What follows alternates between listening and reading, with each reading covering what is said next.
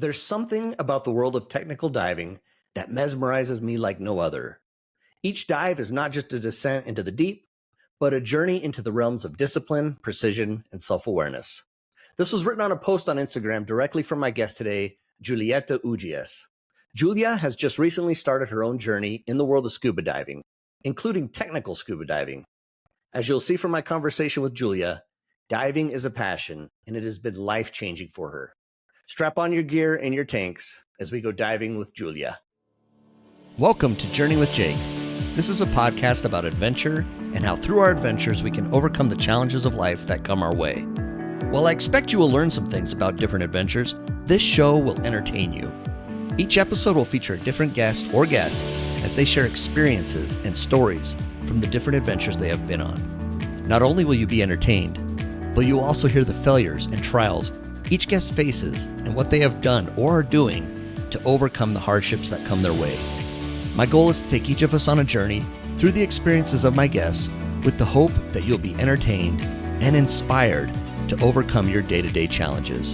After all, it's not all about the destination as it is about the journey.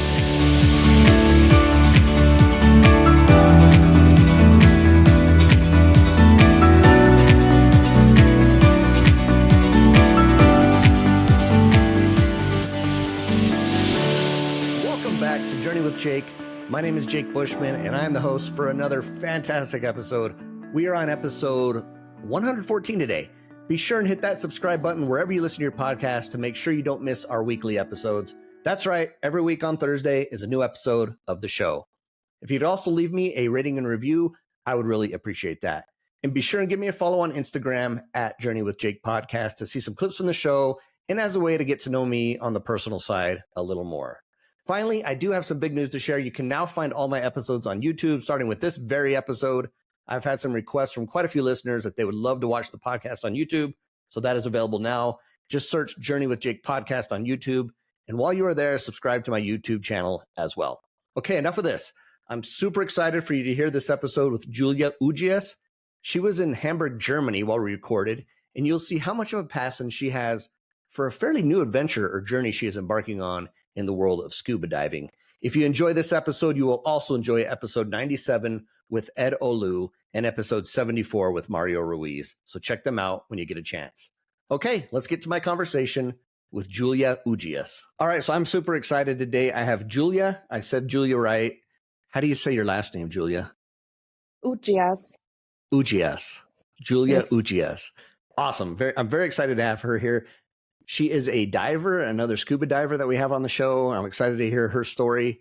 Like I always do on the show, though, before we get rolling into that part of it, I would like to know a little bit about who you are, your background, where you're from, all that good stuff, if you don't mind, Giulia. Okay. Yes, I'm living in Hamburg. I'm 29 years old, and yes, I'm a tax advisor. So I have a really, other people say, boring office job. Okay, so say that again. You're a tax advisor? I'm a tax advisor, yes. Wow, okay. Yes, so yes, I'm the whole day in the office, have a lot of meetings, have a stressful job.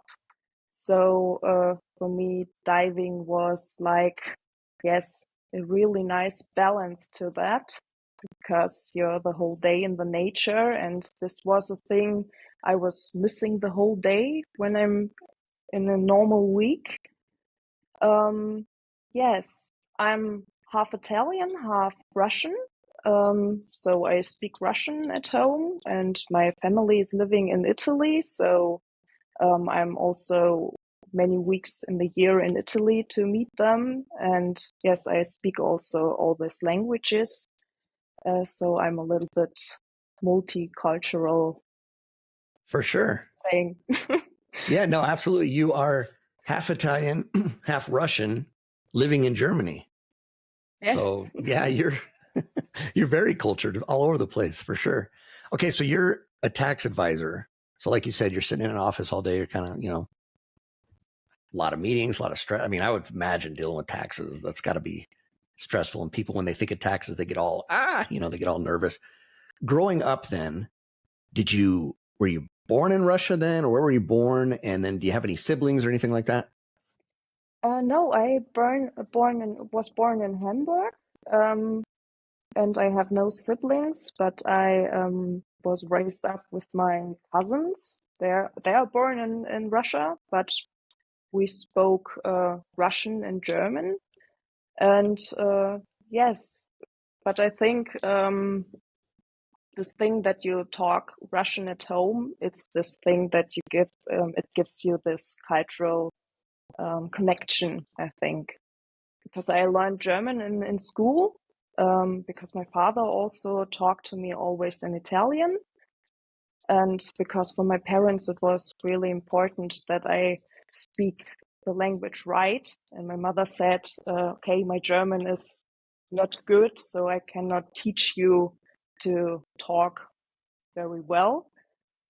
And yes, it was a little bit hard because I was born in Germany, but came into school and thought, okay, no, it's a little bit hard to learn everything to communicate with the others, but now I speak perfectly also German. Yeah, that's great. You speak German, speak Italian, speak Russian. I think you said you speak a little bit of Spanish. Yes, a little bit of Spanish too. It's really And of course, similar to English. Italian. Yes, Okay, yes. yeah. And you speak great English. So, yeah, that's awesome. That's good for you. That's very good. Okay, so you said, yeah, we kind of talked about that you're in an office all day. How did you find diving? Like, where did this come from? Oh, I was on holidays in Colombia with friends, and then we did a trip to Providencia. It's a little island from Colombia in the Caribbean Sea. And yes, we thought, let's do a fun dive. And for me, it was a little bit hard because I had always a big fear from the open sea. It was for me always this when you look down and there is a lot of blue. It's like, yes, it was impossible for me. So I wasn't sure if diving is something for me. Yes, and then we tried it, and when I was the first time underwater and saw all these fishes and also this weightlessness underwater, it was like I was shocked that this is what I want to do. And Wow. yes, for me it was also I always was looking for a passion for a thing which I like and which I can do good, as I can do well. And I never found something like that. I tried a lot of sports and played instruments, and never there was a thing that I have done longer than 6 months. I always, yes, said, And now okay, look at that's you. nothing. Yeah. So, okay. So, how long ago was this that when you went to Colombia for this fun dive? It was last year. It was last year. Really? Yes, it was last year in January. And then I come back and thought, okay, you have to start now with diving, and I started in March my open water certification, and then I didn't stop. I did one and another advanced open water and all the other certifications you can do. So I did 90 dives in 1 year. Wow. That's impressive. So you went, okay, so you go for this fun dive and you said you were nervous. Like you were kind of, I feel like I'm like Yes. that. I've never scuba dived before. I've snorkeled a little bit, but I get the ocean makes me nervous. It just does. It Yes. makes me nervous, makes me a little scared. How did you overcome that fear to get in that water? I thought, okay, you have to try it at least once, that you can say, okay, I tried it and it's nothing for me. I do it always like that because I think it's a chance in your life to try something, and then you look if it's okay, good or bad. So I thought, okay, it's a fun dive. There's an instructor holding your hand, so it's nothing dangerous and cannot happen something. Also, the instructor was really nice and he saw my big eyes full of fear. So he was always by my side, and this gave me this, yes, relaxed mood. But I So have you to went, say, yeah. No, go ahead. Uh, Sorry. when you're the first time underwater, your heart goes like this. It's not like I was relaxed It was 100%. beating It's fast, huh? yes, yes, of course. Oh, we froze up. There we go. We froze up for a second. All right, go ahead. Sorry. Uh, okay.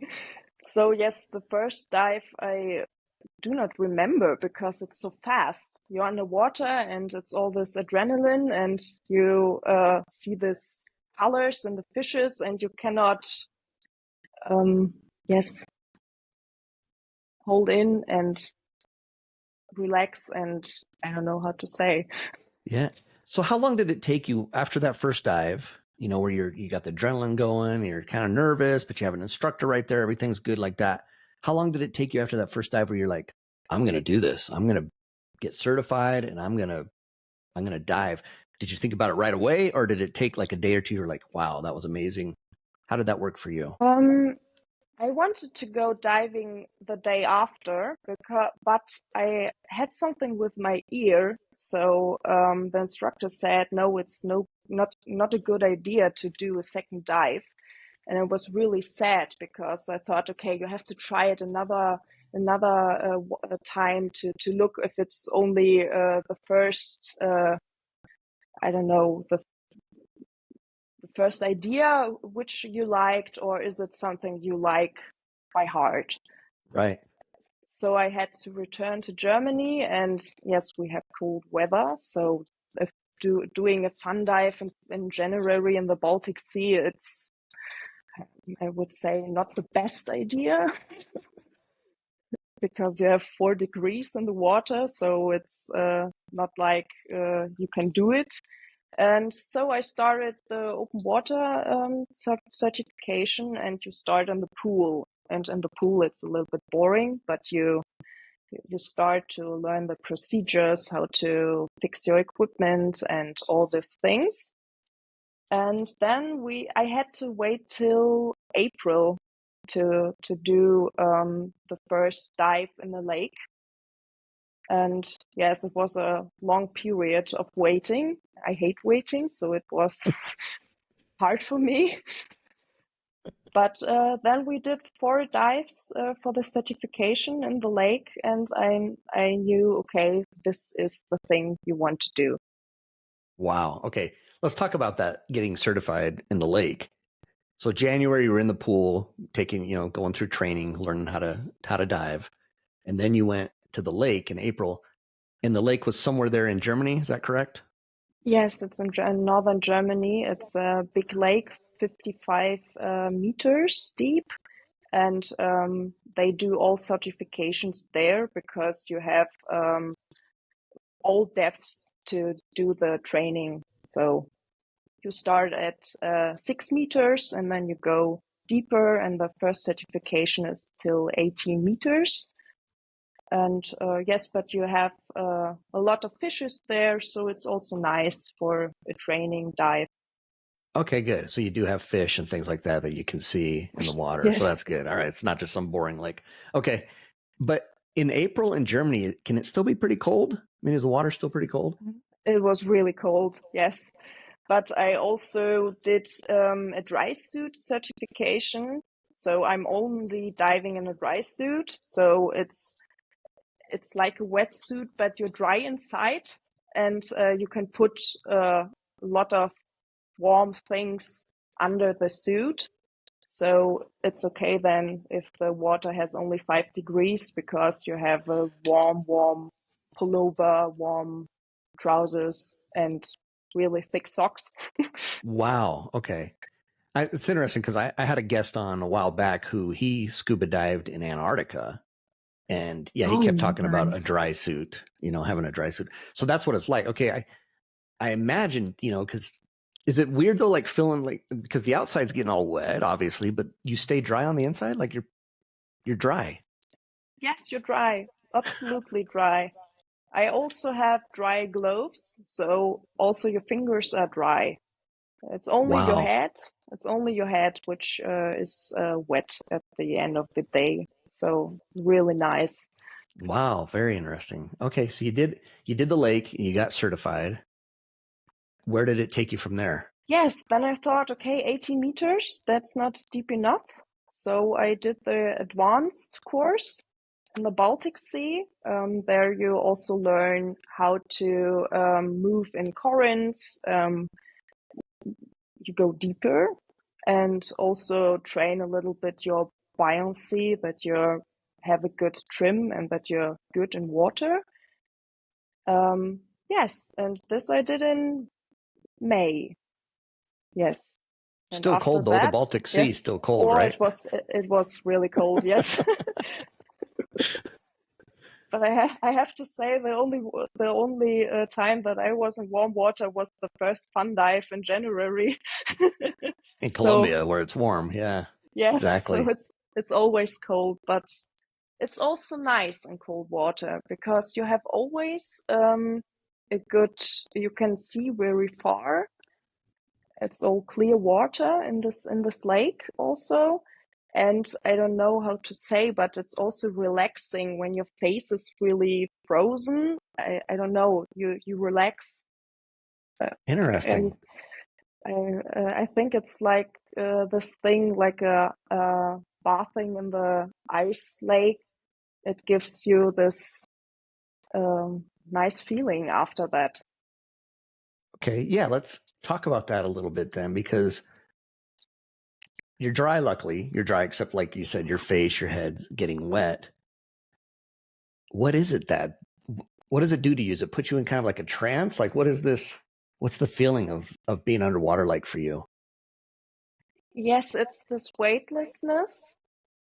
And also, I'm a really person who is always overthinking. Also, in my job, I'm always under pressure. My brain is always working.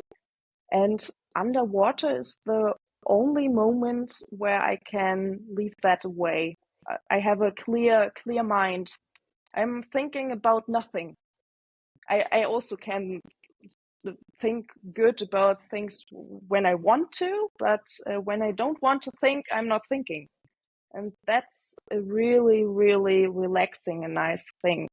I think it's a little bit like yoga, but yoga is nothing for me. So, Yeah. So for you, it's scuba diving. That puts you, like you said, a feeling of weightlessness. Your mind isn't so crazy with work and pressure and jobs. I think that's important. I think it's important that we have those outlets, that all of us have those places we can go where we can do that. And it sounds like for you, it's scuba diving that you've only been doing just over a year. That's awesome that you found this. So yes, what's and kind of the? Oh, go ahead. Sorry. also one thing, nobody is talking underwater. That's also a really nice thing. So you have 1 hour without talking, and also only the signs, but you're you're with your body, with your friends, but alone. That's also a nice feeling, I think. Very nice. Yeah, I would imagine it's a way to, and we're this world of constant communication. You and I were talking about Instagram before we started, and just it's so much this flood of you got to put pictures out, and you got to post. It's nice to have where you can just be silent and be quiet Yes, and not have that. Still be with people, like you said, you're still with friends and things, but you don't have to talk. And when you're scuba diving, you can't talk, so it works out really well. What is kind of the plan for you then with scuba diving? Are you want to keep like scuba dive all over the world? I mean, what's kind of, have you been going to different places to dive? Like what did it, after you got certified, after you did the Baltic Sea and you got certified for bigger depths, what are you doing with it now? Um, after the Baltic Sea, I did holidays in Sardinia. My family in Italy is living there, and there you can do cave diving. It was also a really big fear because I hate narrow spaces.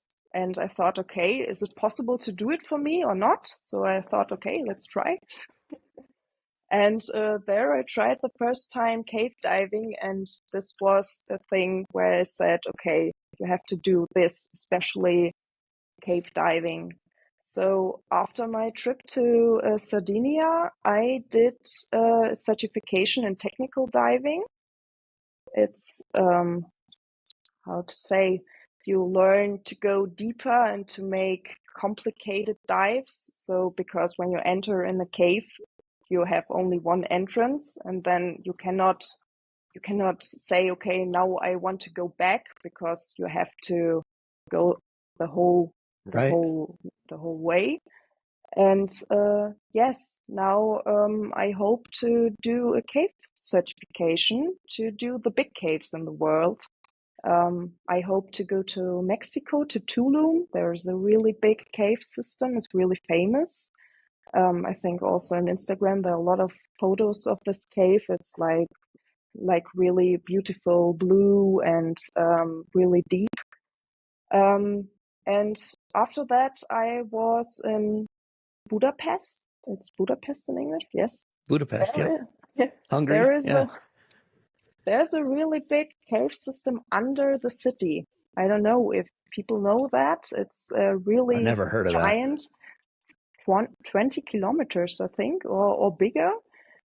And there I did also 3 days of diving, and it was amazing. I like it too much. It's like fairy tale underwater. When you're So underwater, what are you, because you said you're not talking, but you're breathing. Is that all you're hearing? Like, what are you hearing when you're underwater? yes, you hear your breath when you have your regulator in mouth. You have this, yes, you hear the breathing, and it's also really calming. And then you hear nothing. Or when you're in the sea, you hear the sounds of the sea. I never thought that the sea is so loud, because you hear 1,000 things. I cannot describe the animals moving. It's like there is something. So you have to calm down and look, and then you see what is happening underwater. So yes, it's calm, but there are noises. Yeah, I gotcha. No, that's a great way to describe it. So you started learning how to be a technical diver, Yes. and there's a certification for technical diving as well. Is that correct? You have two parts of scuba diving. It's the recreational diving, it's the normal diving, and then you have the technical diving, where you have to do special safety procedures because you make longer and deeper dives. You need special equipment because it's a hard dive. It's not possible to do it with the normal equipment you get at the dive station when you are in the Caribbean Sea.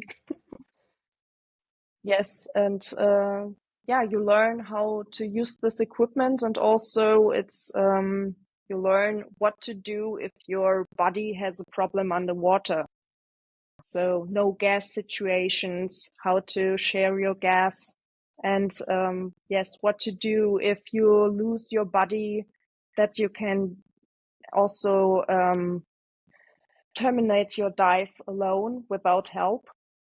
And also using different gases with different cylinders, and when you use which gas on which depth, things like that. Wow. Okay. A lot of physics. Yeah, it sounds like it. It sounds like you got to be pretty smart to do all this. So I'm wondering, you started with a fun dive in Colombia, warmer water, things like that. What made you want to get certified at all these depths and do technical diving instead of just a fun dive all the time? Is there a reason behind that you like, hey, I want to learn to go in these caves and to, have these safety precautions and things? What led you to do that? You just got so involved with it that you're like, I'm just going to keep going down and keep learning. Tell me about that. I think it's this, you want to try something harder, always a step more. And this easy scuba diving, it's nice, and it's also fine when a person says, okay, I only want to look at a few fishes. It's a really nice sport. It's okay when you make it like that. But for me, it's not this looking fishes. It's this have a task underwater, which I have to solve. So, and what I also like is with technical diving, you can also help organizations to pull the trash out of the sea, things like that. So you have a sense, why are you doing that? So you do something which helps the environment. And for that, you have to be a really good diver. And technical divers, I think, in my opinion, are good divers. Interesting. I like, it's something, I guess it's more than just going to do something for fun. For you, it's more than that. You mentioned having a task underwater. Can you give me maybe an example of some sort of technical dive and what that involves? You start really easy. You make a diving plan. You say, okay, I go onto 40 meters, then I'm 10 minutes there, and then I will ascend. So and before the dive, you say, okay, after 55 minutes, my head is over the water. So you have to dive really exactly that you fulfill your plan which you have made before. That's the start of the technical diving. And when you solve that, after that you say, okay, at the depth of 40 there is trash which I want to bring up. Yeah, bring up to the surface. Yeah. Yes. So you have to plan how to do that, which gases I need for that dive, how long I have to be underwater to bring the trash up. So, and that's the task. Interesting. Okay, so you sound like somebody who enjoys that, then the tasks. And also you have a sense of, you're doing something for the environment too. You help clean up the environment by learning these technical dives. What's kind of the plan moving forward for you? Are you going to keep learning more and more? I'm guessing you probably have to learn some CPR, some health things as well, to like how to help people if they're in trouble, things like that. What's kind of, the plan moving forward? Are you going to keep learning more technical dives? And do you have any specific dives that you're going on or that you've been on that you took what you're able to learn and use it? I'm entered now in one organization. They do environmental projects in the Baltic Sea and also in the fjord near Hamburg. And yes, we will do a lot of projects to also plant seagrass to help the environment grow back, because we have a lot of parts in the Baltic Sea which is destroyed because of this. They put all the trash inside the Baltic Sea, and also the tourists, and yes, the human is in this point not really nice to the nature. And yes, that's the projects I hope to do in the next years. Wow, that's good. Good for you. I'm glad that you have something like that. If you don't mind, I want to read you something that you put on one of your posts on Instagram that I thought was really cool, and I kind of want you to talk about it, if you don't mind. This is what you said. You said, it's like entering a state of meditation where the mind is clear and the heart is at peace. Truly, technical diving is more than a sport. It's a profound experience that reshapes the soul. How does it reshape the soul for you? I think everybody has a lot of insecurities, and I had a lot. And this technical diving gives you a lot of confidence, and also this new look on the things, because everything you do, you can solve it. There's always a solution for everything, because underwater you have always situations you didn't expect. And yes, you know that you will make it, that you will survive. That's the first rule in technical diving. Surviving is the first thing you're thinking about, and then the other things. And yes, it changed my mind how to look on the things, also in private life, that um, little problems are only small problems, nothing to worry about. And you can calm down. It gave me a lot of this relaxing view on the things. What were some of your insecurities that you had? I'm a person who likes the things I know. So switching job or something like that gives me a lot of fear and a lot of insecurities. Can I do the new job? Am I good enough? Do I know enough? And these are things who stop you from changing things. So you do not move in life because you're frightened of the things. How is your life going after that? And yes, these are insecurities I think many people are struggling with. And yes, diving helped me a lot with that. Thank you for sharing that. I know sometimes it's kind of hard, and it's interesting for someone like me. I'm sitting here, I look at your Instagram account, I look at you, and I think she knows 5 languages. She works with taxes. She's got you have it together, and we don't know just by looking at someone the things that they struggle with. And you had your own insecurities and struggles, and I love the fact that you found diving as a way to help reshape your soul, like you said, and find peace and find joy. I think that's fantastic. That's why I love doing this podcast, because I get to meet so many great people who are just, overcoming their insecurities and fears and doubts. What are some of the challenges you face as you move forward with diving? I think when you start diving, it's really easy to make progress. That's also a nice thing. It's not important how old you are. If you start, I don't know, playing the violin, then you have to be 5 years old to be really, really good. But diving is not like that. So I started with 28 years old, and now I would say, a good diver in this short period. But now there's the moment where you have to put a lot of effort to do this last 10%, I would say.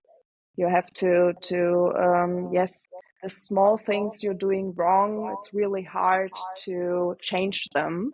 So you need patience. And that's always the thing in my life. Patience is not really my benefit. It's not So your thing, huh? no. So yes, you have to be calm and try again till you did it. Yes, that's What the what do you thing. do when you get frustrated with that, when you're like these little things that you need to correct and fix? What do you do to overcome that with your frustrations? I'm doing another dive. It's really like that. Yeah. When you have a really bad dive, it's always nice, but you go out of the water and you're frustrated because you did it again and again and again, and it didn't work out like you thought it should be.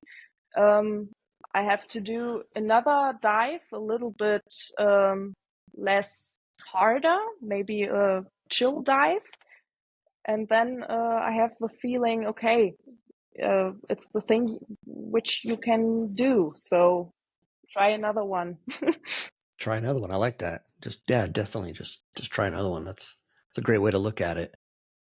Do you have any particular place that you really love to dive? Like, is there a certain spot that you go to that you're like, oh, I love diving here? For me, it's Sardinia because It, it's the land where my family is from, and it gives me this connection because I have this problem.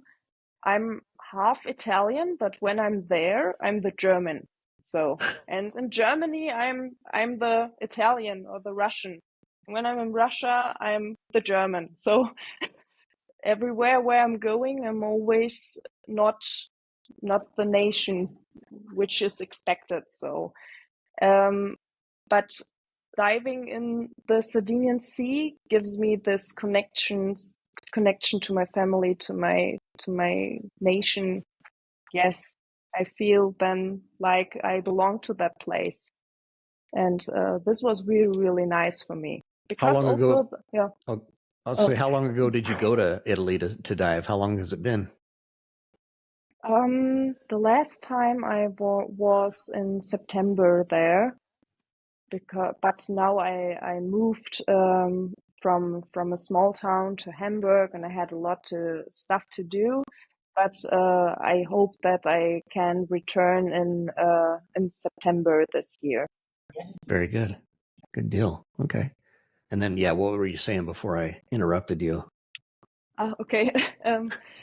One nice thing also, the diving community, things like language or nation is not important, because you go on the boat and there are always all nations in one place. So because the diver are going diving everywhere, so you're never the only German, never the only Italian, and all speak English together. So it's like one community where it's not important where you're from. So that's also, I think, a really nice thing.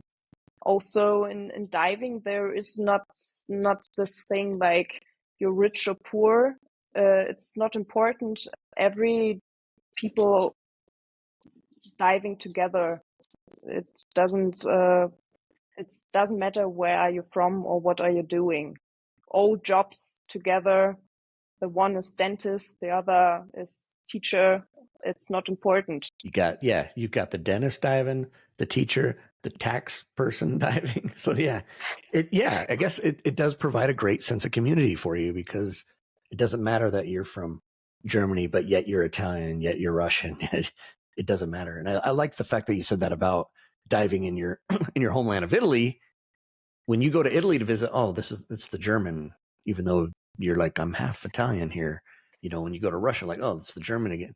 So that's nice that you have that sense of who you are when you get to dive, and you don't have that, people like, oh, that's just she's half Italian, but that's the German. I think that's cool. I think that's a good way to do it, for sure. What does the future hold for you? What are you thinking besides, some more of these technical dives and things like that?